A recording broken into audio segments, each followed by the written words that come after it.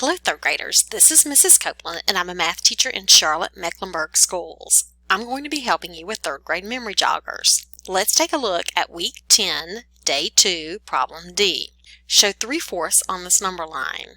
Show both 3/4 and 2 on this number line.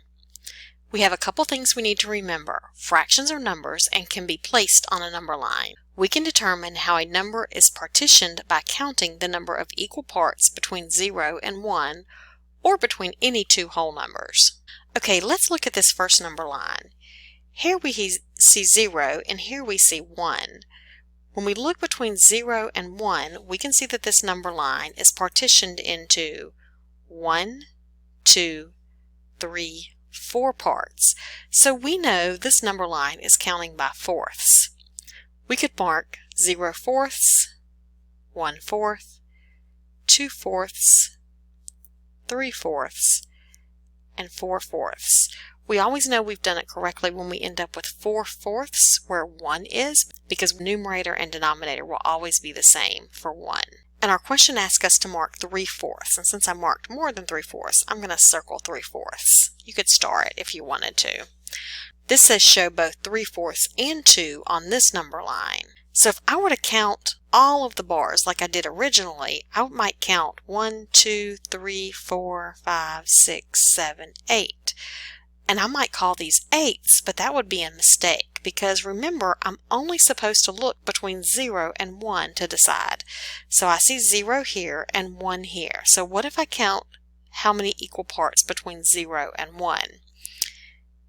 1, 2, 3, 4. This is also fourths. 0/4, 1/4, 2/4, 3/4, 4/4. Notice again that when I get to 1, the numerator and denominator are the same. 5/4, 6/4, 7/4, 8/4. So I can label fourths all the way through my number line, and I've labeled 3/4, but how do I know where 2 is?